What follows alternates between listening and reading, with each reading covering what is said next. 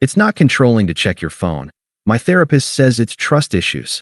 But when I caught her sending late-night pics to her gay best friend and asked to see her phone, she screamed, "Abuser." So I disappeared without a word. He exposed their affair, and karma hit harder than I expected. Hey viewers, before we move on to the video, please make sure to subscribe to the channel and hit the like button if you want to see more stories like this. Thanks. The first time Ashley grabbed my phone, I thought it was cute. "Oops, just wanted to see your wallpaper," she'd said, swiping through my messages with a smirk. I didn't react. What was there to hide? 6 months later, it wasn't cute anymore. "Ben, who's Megan?"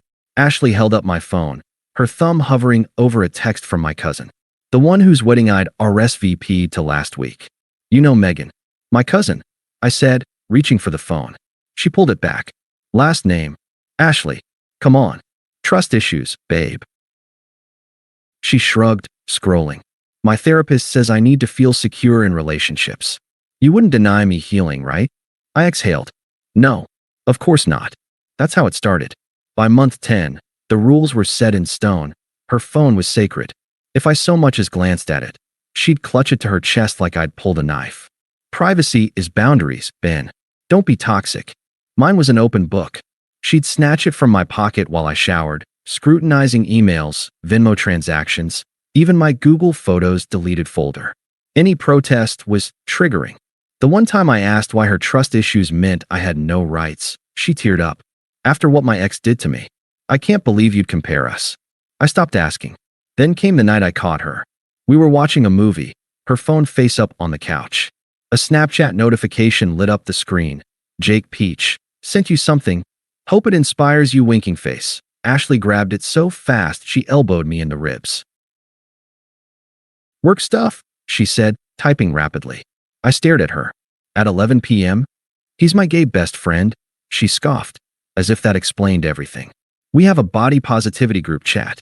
"God, you're paranoid." Something cold settled in my chest. "Show me," I said. Her face twisted.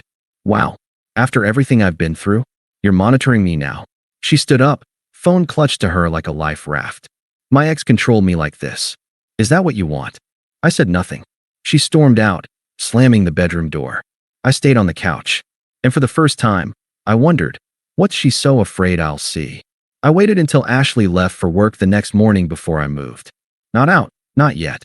But I did open my laptop and typed 2 words into Google: Jake Thompson gay. The first result was his Instagram. A shirtless gym selfie, captioned, "Ladies, behave." I clicked his tagged photos. There he was, arms around a brunette at a concert, lips pressed to her temple. 3 weeks ago. Gay best friend, huh? My fingers hovered over the keyboard. I shouldn't do this. But then I remembered the way Ashley had clutched her phone last night, like a criminal hiding evidence. I opened our shared phone bill. 11:47 p.m. 2-minute call to Jake, 1:23 a.m. 12 text messages exchanged the night she'd claimed she was asleep by 10. I screenshotted everything. When Ashley came home, she was all sweetness, kissing my cheek like last night never happened. "Missed you today," she said, tossing her purse on the counter. "You're not still mad about Jake, are you? Because that's kind of fragile." I handed her a coffee. "We need to talk." "Ugh. Now." She rolled her eyes but sat. I slid my phone across the table, the screenshot of Jake's Instagram open. "You said he was gay." She didn't even blink. "By then. God, are you queerphobic now too? And the body positivity chat?" I pulled up the call logs. "Why were you texting him at 1 a.m.? For the first time, I saw a flicker of panic. "Then you tracked me." She shoved the phone back. "This is stalker behavior, Ben. My therapist warned me about this." I stayed calm. "You check my phone daily." "That's different." Her voice cracked. "I do it because I love you. You're doing it to control me." The hypocrisy was almost impressive. "Ashley," I said slowly, "if this is all innocent, show me the chat." She stood so fast her chair screeched. "I don't owe you proof. You either trust me or you don't." I nodded at her back as she stormed off. That's when I knew. I didn't argue when Ashley locked herself in the bedroom. I didn't bang on the door or demand answers. I just waited and listened. The muffled whispers through the door told me everything. "Jake, he knows." "No, I told you to delete them." A pause. "Well, fix it. Say you're bi. Say anything." I took a sip of coffee. The bitterness matched my mood perfectly. The silent exit. By the time Ashley emerged, red-eyed, phone clutched like a lifeline, I'd already made my decision. "We good?" she asked, forcing a smile.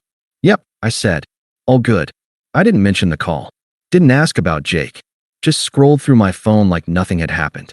Her shoulders relaxed. Victory. She didn't notice the Zillow tab open on my laptop. The boxes.